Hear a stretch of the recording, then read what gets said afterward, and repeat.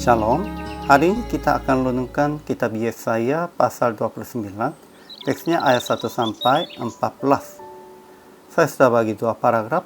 Paragraf yang pertama, ayat 1 sampai 8. Celakalah Ariel. Ariel akan melihat kedatangan Tuhan. Maka segala pasukan bangsa-bangsa yang berperang melawan Ariel dan semua orang yang memerangi dia. Paragraf yang kedua, ayat 9 sampai 14. Tercengang-tercenganglah, penuh keheranan. Biarlah matamu tertutup, sebab Tuhan telah membuat kamu tidak nyenyak. Hikmat orang-orangnya yang berhikmat akan hilang, dan kearifan orang-orangnya yang arif akan bersembunyi. Kesimpulannya, Yerusalem disebut Ariel, disesakan dan menderita. Dulu Daud bergema di sana, namun sekarang musuh-musuh akan bergema di segala penjuru pengepung mereka. Penduduk di sana akan mengerang dan mengadu. Tetapi segala lawannya akan menjadi seperti sekam yang melintas terbang di hadapan Tuhan. Mereka menghancurkan Yerusalem, namun tidak akan mendapat manfaat. Seperti seorang yang lapar bermimpi, ia sedang makan, pada waktu terjaga perutnya masih kosong. Tetapi penduduk Yerusalem juga akan menjadi seperti buta, pemabuk, dan orang yang tidur secara rohani. Mereka tidak mengerti, tidak dapat membaca seperti buta, akan hilang hikmat, dan akan bersembunyi alif. Ajaran tentang Allahnya. Pertama, Tuhan akan menyesatkan Ariel, sehingga orang mengerang dan mengadu, dan kota itu akan seperti perapian bagi Tuhan. Kedua, Tuhan akan biarkan musuh-musuh bergema di segala penjuru mengepung engkau, dan akan membuat tempat-tempat pengintaian untuk mengimpinya, dan akan mendirikan pagar-pagar pengepungan terhadap Ariel.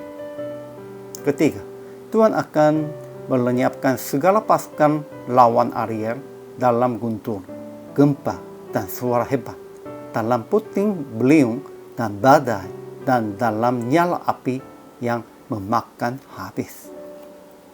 Keempat, Tuhan telah membuat Ariel tidur nyenyaknya.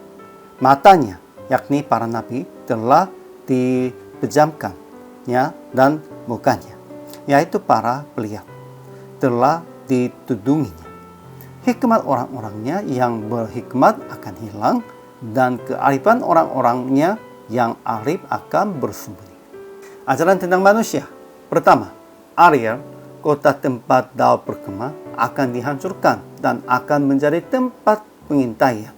Ariel akan melendahkan diri dan bersuara dari dalam tanah.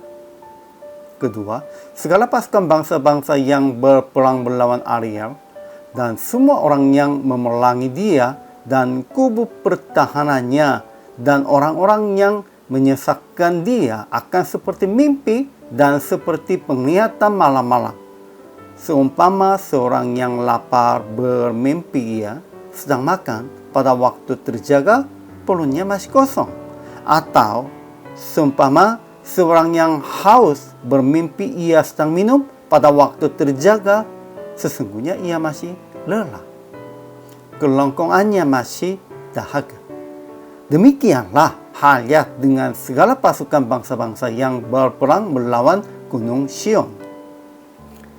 3. Bangsa Yehuda datang mendekat dengan mulutnya dan memuliakan Tuhan dengan bibirnya, padahal hatinya menjauh daripadanya, dan ibadahnya kepadanya hanyalah perintah manusia yang dihafalkan. Aplikasinya. Pertama, beribadat Tuhan dengan hati sungguh-sungguh, bukan dengan perintah manusia yang dihafalkan. Kedua, jangan melakukan di luar rancangan Tuhan. Itu pasti tidak puas sekalipun kelihatannya berhasil. Ketiga, jangan bermegah apapun dan merendahkan diri di hadapan Tuhan dan di hadapan orang lain. Daripada yang lain, kita harus beribadah dan harus belajar tentang Tuhan dengan sungguh-sungguhnya. Janganlah melakukan atau janganlah memahami hanya sesuai dengan manusia yang dihafalkan. Jadi PR praktik hari ini, beribadah dan berdoa dengan hati sesungguhnya. Jangan melakukan secara tradisi atau secara agamawi. Harus melakukan dan harus beribadah sesuai dengan firman, sesuai dengan kehendak Tuhan. Hari ini juga selamat melayani. Tuhan Yesus memberkati.